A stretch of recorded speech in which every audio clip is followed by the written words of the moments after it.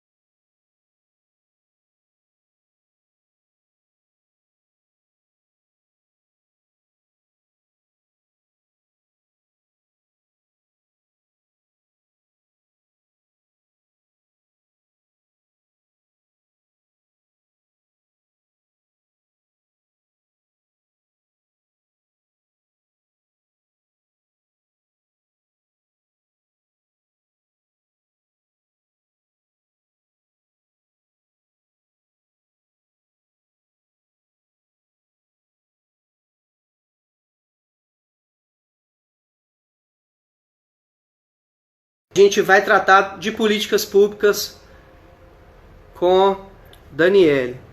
Gustavo de Melos entrou, boa noite, seja bem-vindo.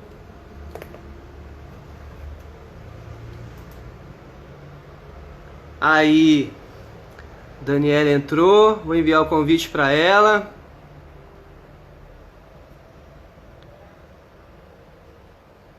Vai ter a participação dessa professora. Entrou. Ei, Daniele. Tudo jóia? Boa noite, tudo bom? Tudo bem. Tudo jóia. Eu já estava falando aqui com o pessoal do nosso tema de hoje, né? O pessoal está entrando aí.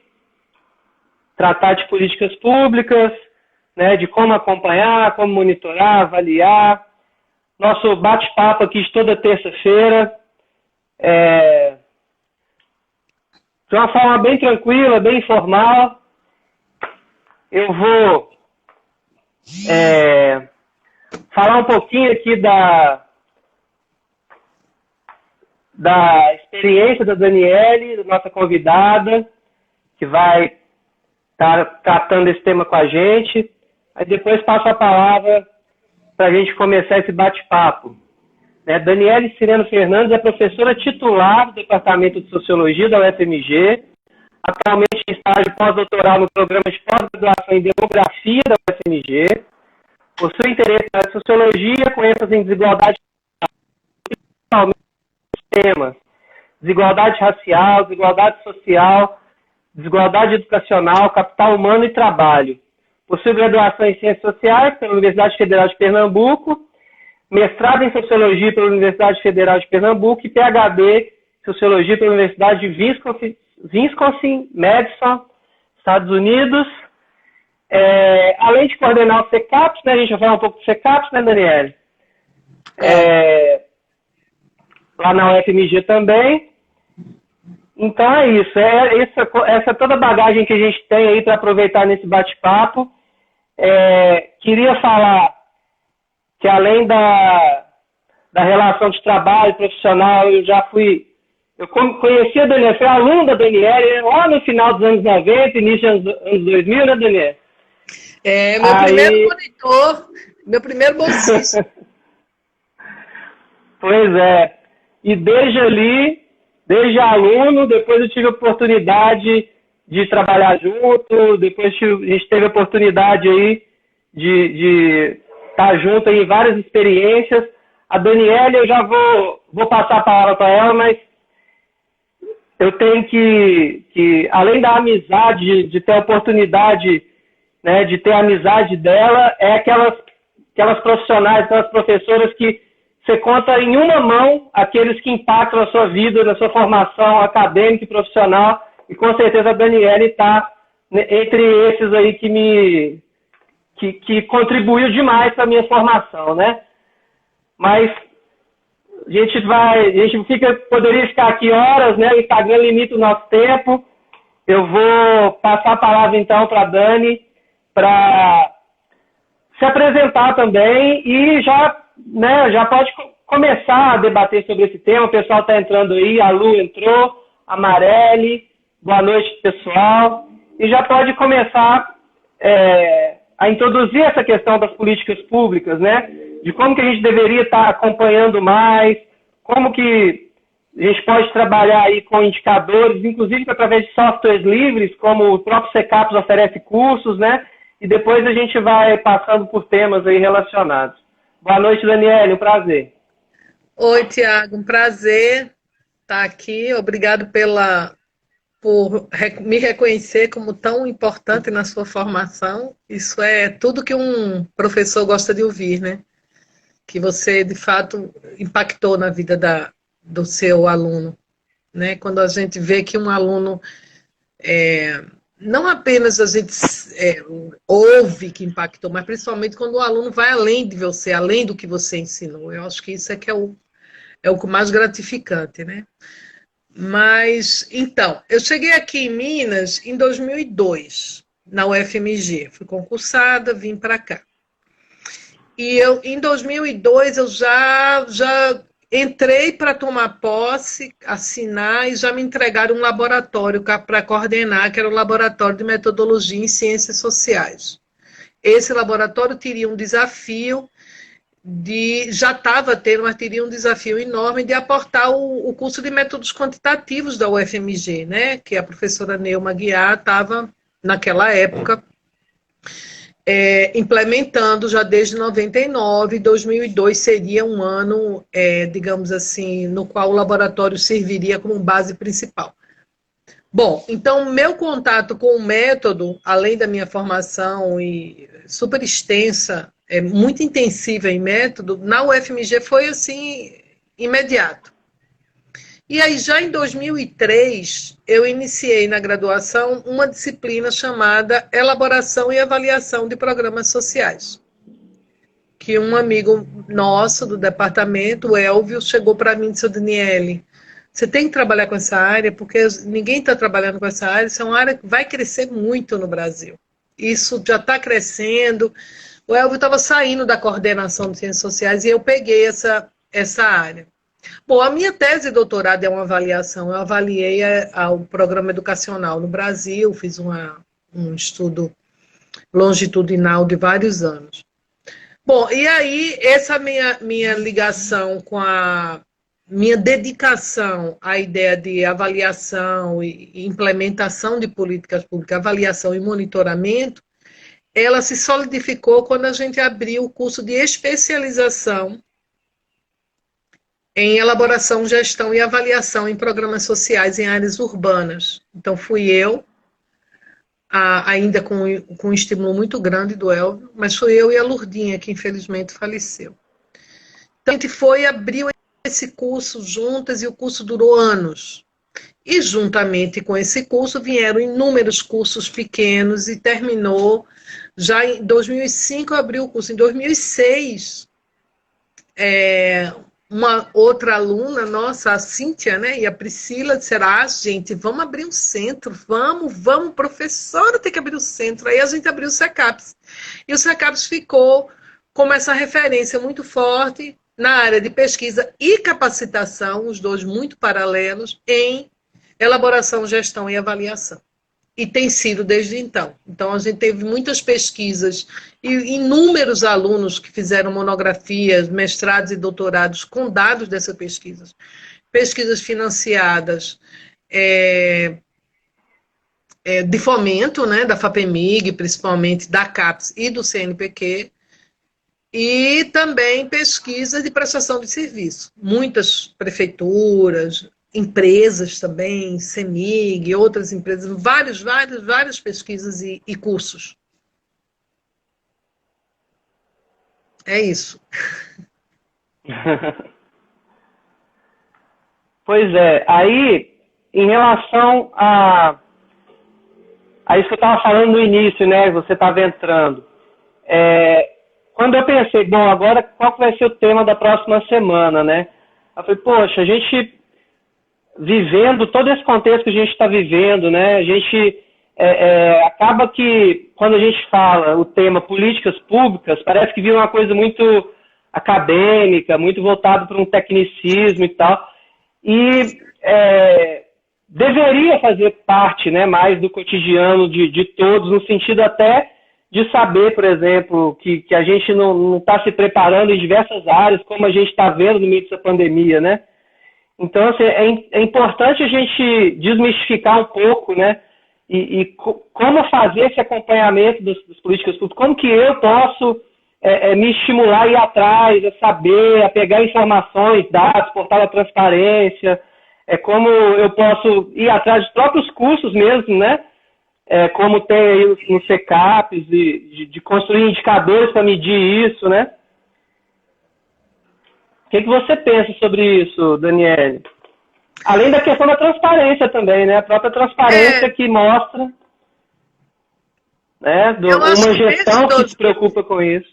Desde 2002, quando eu cheguei aqui, a demanda sobre a avaliação de programas e transparência sobre os dados, ela tem sido exponencial, já que a curva exponencial logarítmica está tão famosa aí, né?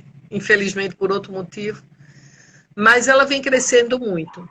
Ela vem crescendo muito e com a difusão da internet, da informação, digamos assim, mais capilarizada, o cidadão comum, ele quer entender, ele quer saber. Ele quer saber onde é que está o imposto dele, ou não imposto, né? Por que aquela pessoa não cobra o imposto, ou para onde foi meu imposto, o que a prefeitura está fazendo com aquela, nessa gestão. O que está acontecendo na educação? Né? Não que o poder público não tenha se esforçado em traduzir esse dado, em deixar claro, mas o cidadão virou um grande questionador, para o bem ou para o mal, e as múltiplas facetas da verdade. Cada vez mais a internet tem sido usada para isso. O cidadão, ele quer uma ferramenta segura. E o gestor público quer que essa ferramenta segura exista. Né? Ele quer que essa ferramenta segura exista de fato. Ele quer a transparência, né? Do que está sendo feito. E eu não sei se você lembra, mas alguns anos atrás você me convidou para eu ir até o sul de Minas para dar uma palestra sobre avaliação de programas sociais, mas para a APAE, a reunião estadual da APAE. E naquela reunião, onde tinha vários... Você foi com Milena, né? Milena estava à frente desse projeto, você foi com Milena. Isso, Milena me chamou para ir para esse projeto. E o que foi muito interessante, porque lá o presidente da APAE estava mostrando uma ideia de padronizar a APAE do ponto de vista financeiro. Então ele tinha um mestrado em matemática financeira pela GV, a dissertação de mestrado dele foi esse modelo para as APAEs de Minas Gerais, né? Ele não era o presidente ainda, mas ele tinha esse desejo, já trabalhava e tudo. E ele queria uma padronização de avaliação. Esse é que eu acho que é o principal erro. A coisa que se tem uma coisa que eu aprendi com a avaliação de programas de monitoramento, é que cada programa é um programa. Não tem uma ferramenta única e exclusiva para avaliar o programa educacional, o investimento em educação de Belo Horizonte e o investimento de educação em Cataguases, ou em Betim, ou em Contagem. Cada município tem sua peculiaridade. Agora, quais são os indicadores? Os indicadores estão prontos. O governo, há vários anos, já jogou os indicadores. É Provinha Brasil, é fluxo escolar, idade mínima, tem uns nomes específicos, mas para fluxo que mede, né, atraso escolar, repetência, retenção, essas ferramentas existem. Mas como avaliar? Qual é a forma de avaliar? Naquele momento, eu me lembro que eu falando para para o Sérgio, que era o presidente na época, eu falei para ele, Sérgio, cada pai tem um dono. É uma mãe que tem um filho com deficiência, é uma tia solteirona que tem um sobrinho com deficiência e doou a casa. Então tem muito coração. Não tem como criar um modelo de avaliação padronizável dessa forma, né? O padronizável é o que é que a gente espera de quem está doando esse dinheiro, o que é que espera? Bom, espera muita transparência com o recurso, o modelo financeiro está aí. E espera algum alcance, resultado. A realidade é essa, a gente vive numa sociedade de resultado, as pessoas querem um resultado. Não é à toa que a ONU e a Unesco tem aquela coisa de apadrinhar a criança lá na África e todo mês você recebe uma foto e a evolução da criança. Então é mais ou menos isso. A sociedade moderna, ela se transforma numa sociedade altamente individualizada, mas participativa. Participativa, ela quer interferir de alguma forma. Né? Saudar o pessoal que foi entrando aí, ó, Neville Santos, Elis Moraes, Inteligência Eleitoral, Amarelli, às vezes é nickname, né?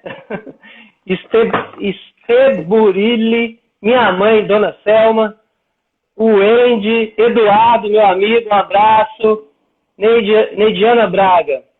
Pessoal, foi interessante, Daniela, você tocar nesse ponto de cada programa é único, porque o que a gente vê, assim, o grupo, né, que está fazendo essas avaliações políticas públicas no Brasil, que vem ganhando força, que vem ganhando financiamento, vem ganhando apoio, a gente vê mais uma corrente contrária de padronizar, né? Vamos padronizar, vamos trabalhar com número, questão de custo, benefício, questão de... muito voltado para a questão de ter uma avaliação padrão, e a gente vê pouco a particularidade de cada projeto, de cada política ser entendida, até mesmo com abordagens também mais qualitativas, né? E essa coisa do resultado também, de números e de mostrar que, ó, cada real gasto na educação, aquela história de sistema prisional, quanto custa. Esse tipo de... Muito que a gente vê hoje ainda está muito, né, fixado nisso, e sem trabalhar essa questão da particularidade dos programas, né? Eu digo a particularidade até do financiador, né? Digamos assim. A particularidade daquele município específico, sabe? Daquela forma, daquela maneira, daquela comunidade, vou usar a expressão comunidade, né? De que forma o cidadão comum pode chegar e ver. Porque padronizar é muito fácil, é simples. Aí você joga numa planilha e sai, vomita lá os dados, né? Sai todo. Mas de que forma você vai trazer para o cidadão comum de que, de fato, a cidade tem uma certa deficiência, não tem uma certa deficiência, ou que tal programa é interessante, não é interessante? A gente pode mover um pouco de poder público e colocar, por exemplo, no poder social. ONG ou OCIP, né? A gente vai declarar imposto de renda agora em junho, julho. Eu não sei se você sabe, mas qualquer pessoa pode doar dinheiro físico para uma ONG ou OCIP. Mas se eu for doar esse dinheiro, eu quero saber aonde que está indo esse dinheiro, né? O que é que acontece com esse meu dinheiro? O que é que você vai fazer? Então, captação de recursos, antes de mais nada, é transparência. É você ter uma instituição estruturada, confiável, e que deixe bem claro onde entra o dinheiro, como as pessoas são pagas, né, quais resultados são alcançados. Voltando um pouco ao exemplo da APAE, olha que dificuldade. Como é que se traz uma ferramenta padronizável para uma instituição que recebe pessoas com com um determinado tipo de deficiência mental, que muitas vezes levam a deficiência motora ou não, e como é que você vai fazer um modelo de avaliação, aspas, de resultado? Que aquilo ali não é apenas um local assistencialista, você trata, aqui são seres humanos, eles estão no sentido positivo da palavra, de evoluindo, né? Uma certa independência, autonomia de higiene, autonomia de transitar no ônibus, autonomia de atravessar a rua, por exemplo, são indicadores para uma grande planilha, para um marco lógico fantástico, que qualquer doador queria ver. Olha, aqui a gente tem tantas crianças, tantos adolescentes e tantos adultos. Esse foi o nosso projeto. Aqui está a planilha, aqui está a meta, aqui são os indicadores e aqui estão as premissas e os alcances. Então, até 3 meses a gente tinha planejado isso. Nesse ponto, a gente conseguiu alcançar tanto, né? Até 8 meses a conseguiu aquilo. A gente conseguiu que 3 adolescentes, sei lá, com síndrome de Down se empregassem, por exemplo. Eles estão empregados 3 dias de semana, mas 2 dias de semana eles vêm para cá e a volta deles é positiva. Tem várias formas de trazer esse resultado. Fazer o resultado é uma coisa. Avaliar e trazer o resultado para o público em geral é que é o grande desafio. Exatamente. Né? Não ser aquela coisa fechada de um órgão, né, público que está preocupado com a sua própria avaliação e que tenha resultado ali, mas não está preocupado em comunicar isso com a sociedade, né? E a questão também do fetiche com a ferramenta também, né? Tem muita coisa, não quero entrar aqui na parte mais técnica, mas assim, esse programa não dá para a gente fazer um grupo controle exatamente como deveria. Então, não vamos avaliar o programa, não dá para fazer grupo controle, deixa o programa sem avaliar, né? Eu já vi isso já. Mas boa noite, Milena entrou aí, Milena Alves entrou aí. Eucilene Alves Santana também, boa noite, público chegando aí. Mas, Daniele, faz um link um pouquinho disso que a gente está falando com os cursos do CECAPES. Está aberto aí um curso, né, de construção de indicadores sociais aí, com software livre, né? Pessoal que trabalha aí com dados, o próprio SPSS é uma licença cara e tal, você tem softwares hoje que cumpre, né? Então, a gente tem sempre alguns cursos abertos. E desde 4 anos atrás eu comecei a mover esses cursos para curso à distância. Mais por uma demanda dos alunos do que uma vontade minha. Porque o curso à distância é um curso muito interessante, mas ele dá trabalho. Depois de pronto, ele tem razoavelmente um fluxo. Mas ele dá um certo trabalho. E eu vou te falar, quanto mais o nível educacional, mais a gente rejeita a tecnologia. É impressionante. Você olha assim, você desconfia da máquina do banco, você desconfia daquele... Não, será que esse curso assíncrono vai funcionar? Será que esses alunos vão trabalhar? Então, eu fiz uma dedicação enorme a entender o que era o EAD. A UFMG tem um centro de EAD muito bom, bastante interessante, desenvolvido há vários anos, porque existem cursos de graduação da UFMG, 100% EAD. Então, eu fui muito bem acolhida no CAED. O CAED, assim, me abraçou quando eu estive lá para abrir um curso. E me deram materiais maravilhosos, assim, né, para estudar, para entender o que é a EAD, como é que a educação EAD é feita. E, em especial, que quem trabalha mesmo na EAD é o aluno. O aluno na EAD é que é o grande beneficiário, é o grande, digamos assim, é o grande foco nosso. Na educação presencial, o foco é o professor. Se você questionar direitinho, é mesmo. O foco somos nós. Essa é a professora PhD aí, de Madison, de não sei o quê. Na EAD, não. O foco é o aluno. O aluno é que tem isso.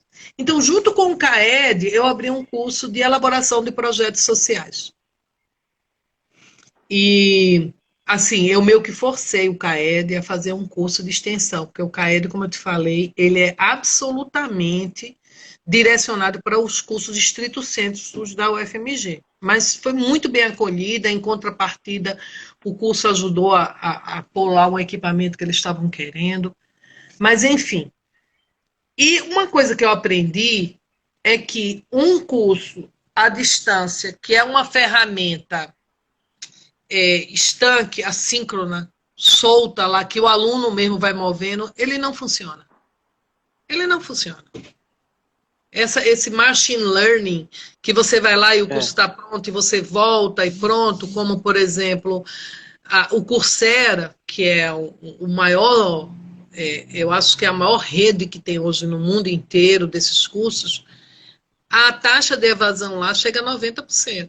Eles têm quase 1 milhão em alguns cursos de inscrito para formar, quando forma, 10 mil e 1.000 desses vão requerer diploma. Então, eu entendi lá, com a equipe de lá, que cada curso eu deveria criar uma ferramenta. Legal. E devolver ao aluno.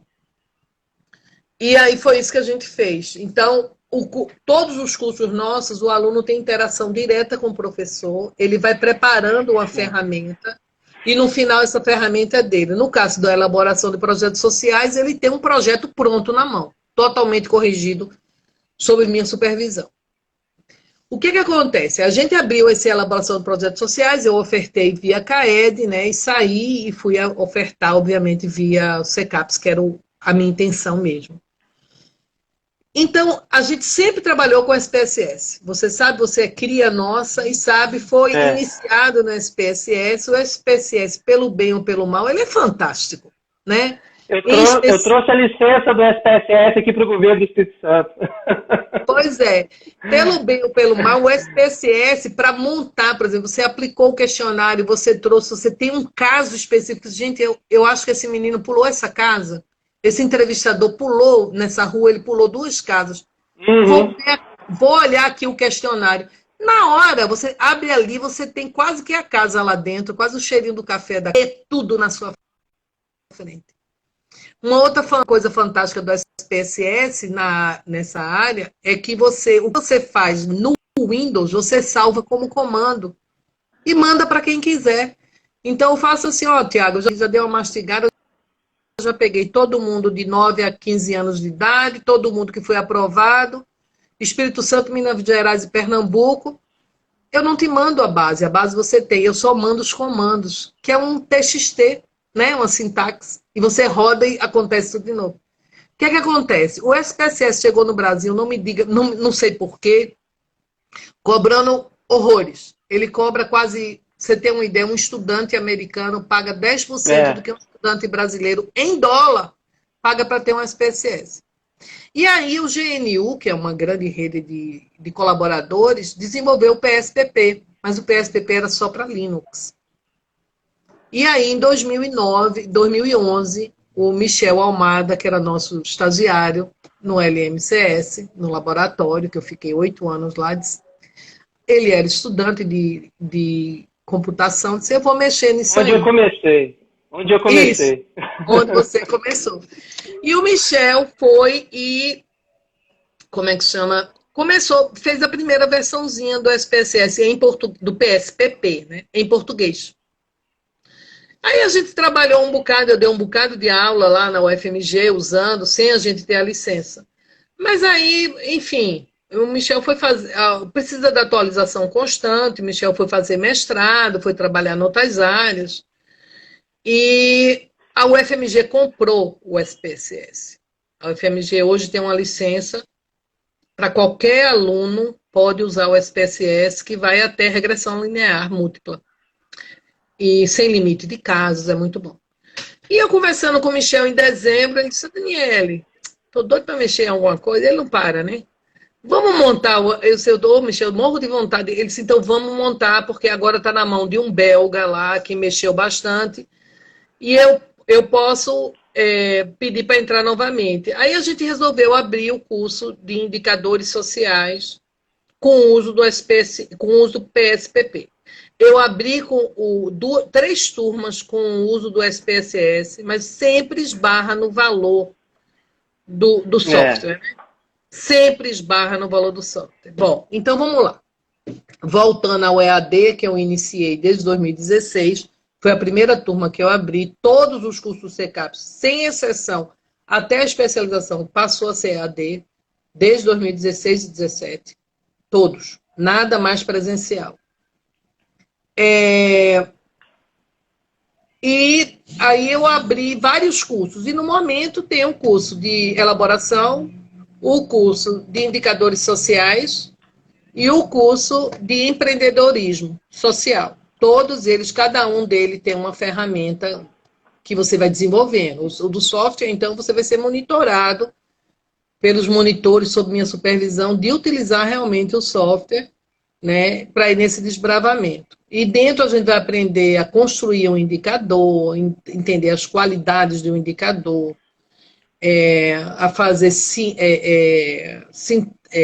sistemas de indicadores e tudo isso. O de elaboração, mais uma vez, tem a ferramenta que você sai na mão, que é o próprio projeto. E o de empreendedorismo, você vai sair com um projeto de empreendedor na mão. O de empreendedorismo, eu terminei correndo para pedir ajuda a um amigo meu da Universidade Federal de Pernambuco. Eu fiz pós-doutorado em administração de empresas. Meu primeiro pós-doutorado foi lá.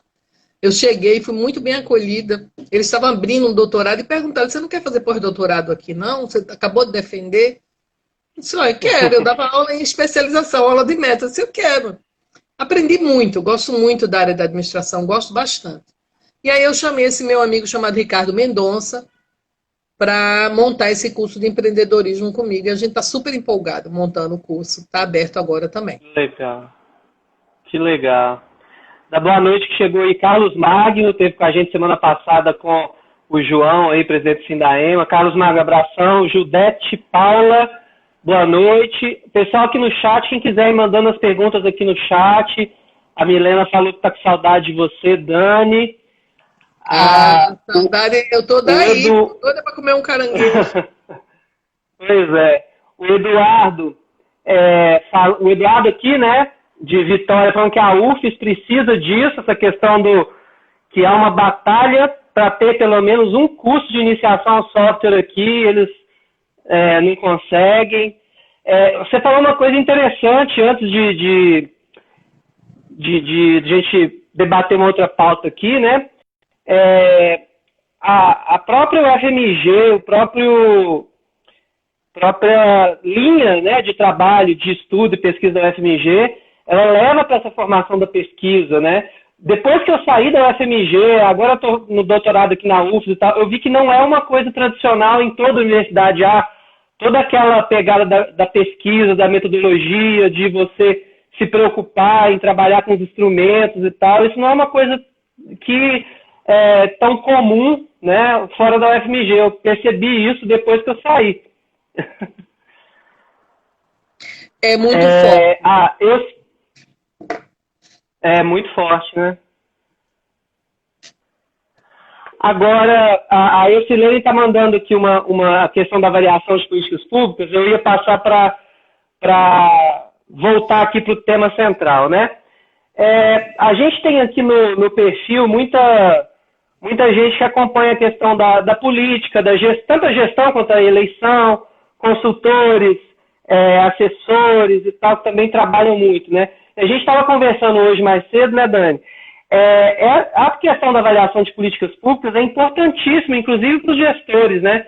Não só mostrar a transparência, como mostrar, olha, eu investi na educação, olha o resultado aqui, eu investi na saúde, eu peguei esse recurso que chegou, fiz isso. É uma coisa que, ao contrário, assim, do certo receio que ainda tem muito, né, na questão das prefeituras, dos governos, de se trabalhar assim, nossa, mas eu vou me avaliar, vou mostrar pontos fracos, pontos fortes, né? Acaba que essa avaliação é tudo o que converge hoje para que a população tenha demandado, né? Eu acho que a questão da pandemia só aumentou essa demanda de, precisamos de uma renda básica, precisamos de auxílio para quem não tem condição de estar trabalhando, né? Eu pego muito no pé dessa história aí, sabe? Que, de fato, a avaliação é o que conta mais hoje em dia. É você ter acesso ao que está acontecendo com tudo em sua volta, né? E o que você vai fazer com esse tanto de indicadores? Agora, é bom tomar muito cuidado com a ideia de que o cálculo do indicador, a sofisticação econométrica do indicador que você vai estar com ele, é que vai trazer para você o resultado. Não é, são duas coisas muito, assim, eu acho que fica muito forte. Um é de que indicador, como o próprio Janus, eu já tive em alguns eventos com ele, eu sou fã dele, ele fala, indicador é algo que indica. Ele tem que ser sintético, objetivo, ele tem que carregar dentro de si uma verdade absoluta e questionável. Não é absoluta, não questionável, é uma verdade, acho que a palavra absoluta foi mal escolhida por mim, mas uma verdade apreendida por todos e questionável. É isso que ele tem que ser, um indicador. Então, muitas vezes, um percentual é um indicador. Mas esse indicador ele tem que passar por uma... Como é que a gente fala? Ele passa por uma série de análises para ver se atende às qualidades específicas de um indicador, né? Porque a primeira coisa que a gente tem que aprender quando trabalha com política pública, eu gosto muito da expressão política social. Quando a gente trabalha com política social, a palavra política, a expressão em política social, você tem que ver que o retrato de uma cidade não é um retrato... Ele passa a ser um retrato atrasado no momento que você tira ele. Na hora que a máquina faz o clique, aquele retrato está obsoleto. Assim mesmo é um sistema de informação, assim mesmo é uma medida que você faz. Por outro lado, a realidade social ela é absurdamente dinâmica, estável e padronizável. Então, você pode ter milhões de indicadores, mas a maneira como a sociedade se comporta e evolui, ela é razoavelmente estável. Você sabe onde... Você precisa de um indicador para lhe dizer onde que é a melhor forma de investir e captar respostas para aquilo. Então, vamos traduzir mais ou menos o que eu estou querendo dizer. Existe a universalização do ensino fundamental. Isso foi alcançado no início dos anos 2000. Já em 2002, quando o Lula assumiu, o ensino fundamental na população brasileira ele alcançava acima de 96%. Então, em idade de estar estudando, 96% da população entre 7 e 15 anos de idade estava de alguma forma registrada. O que acontecia aí no meio foi o que aconteceu durante a segunda década dos anos 2000. As provas, as avaliações, olhar os fluxos, e em especial a evasão. Qual é o ponto de evasão? Onde é que por que esse pessoal não volta? Isso atinge o público, o privado, parará. Ou seja, a sociedade ela tem uma lógica. O indicador, por exemplo, se aos 6 anos de idade a criança está alfabetizada, é o mesmo indicador de 50 anos atrás. Se ele é medido na Prova Brasil, ou se ele é medido na hora que a professora ou a escola aprova a criança para a segunda série primária, é o fluxo. Então, eu considero ser muito mais complexo e muito mais fácil, mais complexo, você entender o papel desse indicador e o que é que ele de fato está te indicando, do que se dedicar a modelos econométricos mirabolantes, né? Como você mesmo falou. Não, como eu não tenho um grupo de controle, então eu não posso avaliar essa política. Veja, a gente tem uma professora no nosso programa de pós-graduação que chama Andréia, ela é da Faculdade de Medicina. E a Andréia, você conhece ela. A Andréia fez doutorado na área de violência, lá junto com o pessoal do CRISP, onde você teve a sua maior formação. Quando a Andréia defendeu a tese de doutorado, que eu tive a sorte de estar na banca, ela contou uma história que realmente assim, mexeu muito com ela. Ela disse que largou a tese por um tempo para depois voltar. Ela estava avaliando o Fica Vivo E numa palestra que ela estava dando, ela disse, olha, a gente implementou o Fica Vivo nesses bairros, que era um programa, né, voltado para criança, eu posso estar errado, mas se eu não me engano, na época era adolescentes entre 16 e 22 anos de idade, vítimas ou algozes da violência do sexo masculino. Era isso que era na época. E esses outros bairros aqui, a gente está implementando. Enquanto está implementando, nós estamos coletando os dados. E a gente vai utilizar para ver a eficiência, eficácia e ver o impacto da política. Uma senhora levantou e disse, enquanto você calcula, meu filho morre. Enquanto você está calculando, meu filho morre. Então, veja só para trazer a ideia que você estava antes, de que, já que não tem o grupo de controle, quer dizer que essa política não foi eficiente, essa política não trouxe um impacto. Não é possível ver quantas crianças hoje se sentem atingidas pela política de alguma forma, não tem outra forma de avaliar. Uhum. Claro que o ideal é ter isso tudo, né? Mas nem tem. Na realidade, o mundo inteiro não tem. Quando a gente tem todas as variáveis controladas, é porque a política já foi implementada, já foi coletada e já passou.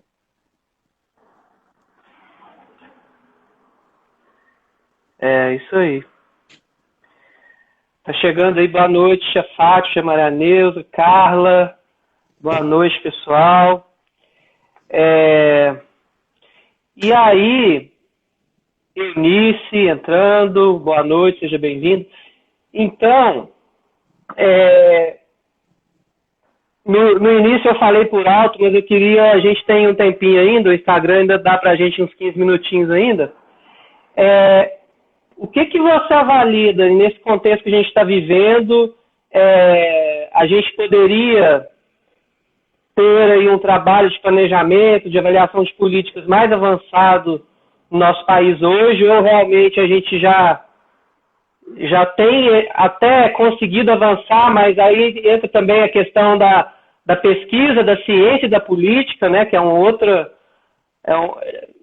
outra questão, né, dependendo da política, olhar mais para a importância de uma visão mais técnica em relação ao resultado das políticas públicas, ou a política que nem quer ver mesmo, né? A gente tem visto isso nos últimos tempos aqui no Brasil também, né? Olha, eu estou um pouco triste com o seguinte,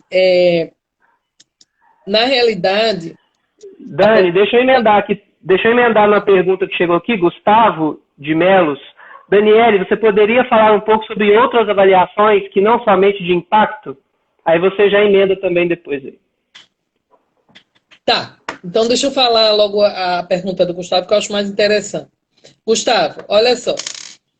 O termo avaliação de impacto é um nome dado a uma avaliação num projeto que terminou ou que teve um ponto específico dele, uma etapa específica dele. Então, essa avaliação de impacto é onde a gente quer ver, veja a palavra, a gente quer ver a avaliação de impacto, a gente quer ver quanto o projeto mudou, eu vou dar um exemplo, de vida daquelas pessoas. Então, vamos dar um exemplo claro de um sopão para idosos que estão com deficiência nutricional. Você se juntou com um grupo e conseguiu apoio, criou esse não é sopão, mas um apoio nutricional para um grupo de pessoas idosas, do qual você considera isso. Para saber se o seu projeto, e acabou o projeto, você quer ver o quê? Se o seu objetivo foi, de fato, atingido. E aí se faz milhões de controles para saber se houve ou não melhora nutricional e se essa melhora foi de fato do seu projeto ou de outra situação. Por exemplo, você pode ter começado o projeto e toda a comunidade se sensibilizou para aquele grupo de pessoas acima de 70 anos que de fato comiam, mas não se nutriam. E passaram a mudar a alimentação. Passaram a levar comida para a porta dessas pessoas. Passaram, aspas, a adotar essas pessoas. Que isso seja extremamente positivo, confundiu todos os efeitos. Você não vai poder ver o impacto do seu projeto, quanto de dedicação dinheiro e tempo dos profissionais fizeram ou não a alteração nutricional. Quer dizer que sua avaliação não valeu de nada? Não. Quer dizer que seu projeto não funcionou? Não, o projeto funcionou. A gente tem beneficiários diretos legítimos, beneficiários indiretos legítimos e beneficiários ilegítimos do projeto. A gente tem vários níveis de envolvimento. E a gente tem várias formas de avaliar a eficiência, a eficácia e, em especial, a efetividade do projeto. Então, o nome Impact Evaluation é copiado da teoria neoclássica, de onde mais se dedicou esse modelo de análise, que a gente chamava, quando eu estudei muito isso, há vários anos atrás, de Blueprint Approach. Ou seja, é a perspectiva do carimbo. Chegava o Banco Mundial e carimbava. Foi efetivo ou não foi efetivo? É uma área encantadora. É uma área no qual eu fui treinada sobre avaliações com modelos experimentais, não experimentais.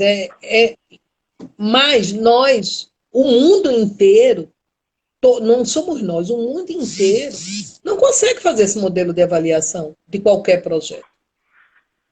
Eu acho que avaliar um projeto é saber se ele está de fato trazendo modificação para a vida dessas pessoas ou não está trazendo modificação, as modificações almejadas. Se você, Tiago, achar que eu posso continuar, Tiago, você me interrompe, você sabe que eu sou boquirrota, você já viu, né? Não, então, tá, uma das coisas mais importantes nesse projeto antes de iniciar o projeto, é você saber quais são as causas que estão levando a esse problema social. Então, tem uma técnica que é muito antiga, que chama árvore de problemas e árvore de meios e fins, que é uma técnica que surgiu de uma consultoria alemã e foi difundida no mundo inteiro, no qual a gente faz uma construção de causalidade. Né? As raízes são as causas do problema, o caule é o problema mesmo, ou seja, é o objetivo do seu projeto, e a copa seriam as consequências desse problema. Se suas ações do projeto não são voltadas para essas raízes, você não vai modificar a copa. Deixa eu te dar um exemplo. Eu tive a sorte de orientar a dissertação de hoje, o professor da USP, chama Murilo Machner. E na época eu já trabalhei muito com um programa chamado Trabalho Infantil. Eu ainda trabalho muito, tenho uma paixão por esse tema.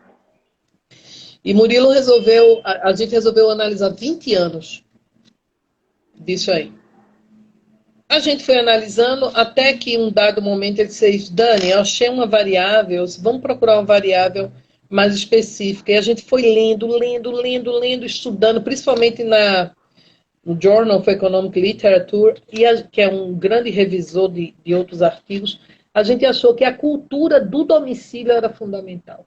Aí a gente voltou para a base de dados que a gente trabalhava, onde a gente vai achar a cultura, o padrão da lógica socioeconômica intrafamiliar. A gente achou a idade que o pai começou a trabalhar. Várias PNADs, por acaso, pergunta ao cara qual foi a idade que você começou a trabalhar. Como a gente estava utilizando um recurso de deitar a PNAD, a gente pegava isso tudo. Foi que a gente viu. A idade que o pai começou a trabalhar é o fator único determinante da incidência do trabalho infantil da criança, independente da pobreza. Então, a gente pegou uma estrutura de classe média, classe média baixa, onde o pai iniciou a trabalhar antes da idade do filho, estava lá, iniciava mais cedo, interrompia também o estudo e fazia uma reprodução da pobreza. Então, veja, foi no final dessa dissertação, o Murilo falou assim, o PET está acabado, é um programa de erradicação do trabalho infantil que foi criado pelo governo Fernando Henrique e depois potencializado pelo governo Lula. Um ano depois, o PET foi anunciado, estava acabado. Porque ele não tinha feito. Por quê? Para você erradicar o trabalho infantil, além da lei proibindo, você tem que mudar uma cultura de naturalização do trabalho infantil. Daniele, caiu o som abaixou aqui um pouquinho, não sei se foi só para mim. Agora. Voltou. Essa cultura pertence à família. A família é uma entidade privada. que o Estado protege, a Constituição protege. Você não pode entrar na família das pessoas e dizer, olha, você começou a trabalhar cedo, mas seu filho não pode. Mas você tem como fazer o trabalho por aí. Então, retomando um pouquinho, de volta, existem várias maneiras de você avaliar o projeto, saber que ele está dando certo, sem necessariamente ser uma avaliação de impacto, com esse jargão que a teoria neoclássica nos traz. Junto com modelos experimentais ou quase experimentais, que são fantásticos, apaixonantes. Mas se você não tem um dado, o tempo passa, a vida das pessoas estão precisando do recurso e dessa intervenção. Mas você pode fazer um grupo focal com aquelas pessoas ali e descobrir, como você disse há pouco, né, Daniele, o quanto o projeto está modificando a vida dessas pessoas, né? Efetividade. Não necessariamente você precisa apresentar números o tempo todo, né? Não. Silvana, boa noite, Silvana entrou aí. Mas é porque tem essa coisa, né, que está muito vinculada à questão econométrica mesmo e da importância da quantificação do número e tal. É atraente, né? É muito atraente. É um ambiente, segundo uma amiga minha, másculo demais, quante demais, mas não é para negar, é para complementar. Eu me lembro que tem um projeto que o Aécio, no segundo governo, criou, chamava Travessia. E o projeto Travessia tinha essa pretensão de pegar municípios que tinham bolsões de pobreza e colocar insumos para que esses bolsões diminuíssem. Era eleitoreiro também, né? Tinha uma ideia, uma proposta mais eleitoreira de qualquer forma. E um economista coordenava esse projeto. Aí foi feito o T0, né, que foi a primeira pesquisa, o T1 e o T2. No T0, quando foram aplicados todos os questionários, rodados os modelos, entregue a ele disse, agora eu quero avaliação qualitativa, eu quero um grupo focal em todos os domicílios, em todos os municípios. Ele próprio pediu. Eu quero saber a percepção das pessoas. E a percepção das pessoas num grupo focal é um indicador? É um mega indicador. É o melhor indicador, para falar a verdade. É um super indicador que você pode utilizar. Então, a estratégia da avaliação está muito mais em outras técnicas, como, por exemplo, a árvore de problemas e meios e fins.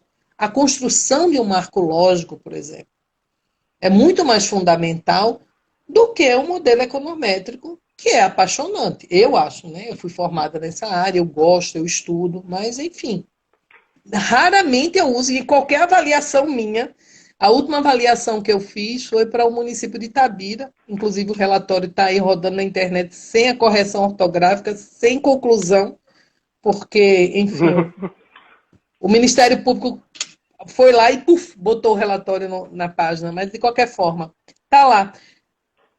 O último relatório que eu fiz nem foi previsto, nem foi exigido, nem havia necessidade alguma. Era um diagnóstico socioeconômico da criança e do adolescente que ia pautar medidas de se utilizar um recurso que chegou lá. É isso. Eu acho que tem vários outros modelos de avaliação. É isso aí, gente. A gente está chegando na reta final. O Instagram, ele dá 1 hora exata e desativa o nosso bate-papo, né? A gente poderia continuar aqui. É claro que nessa hora a gente não vai exaurir um tema tão denso quanto esse, né? Eu achei legal a gente trazer, o Gustavo agradeceu aqui a resposta, eu acho legal a gente trazer essa preocupação de falar mais de como que eu posso acompanhar as políticas públicas, como que eu posso me interessar, avaliar as políticas públicas, porque não é uma coisa que tem que ficar restrita. Como foi dito agora há pouco, são investimentos públicos que deveria, pelo menos, estar melhorando a vida das pessoas, né? Então, isso é importante que seja de interesse de todos mesmo. Eu vou passar para o seu minutinho final, das considerações finais, e depois dar uma notícia aqui para a próxima live aqui, que a gente fechou há pouco tempo há poucas horas atrás e já deixo aqui o convite para o pessoal e despeço. Bom, eu tenho que agradecer, Tiago, nem agradeci, já fui entrando, nem agradeci o convite, adorei Sete casas. de vir falar aqui, gostei muito. Quem tiver algum interesse aí em procurar informações, tem o Instagram do CECAPES MG e também o Facebook, né? E eu estou aberta à discussão, a debate, é isso. E eu acho que a lógica da avaliação é muito mais importante do que a técnica em si. A técnica, dizendo assim, o modelo em si, né? A lógica da avaliação é muito mais importante do que qualquer outra coisa.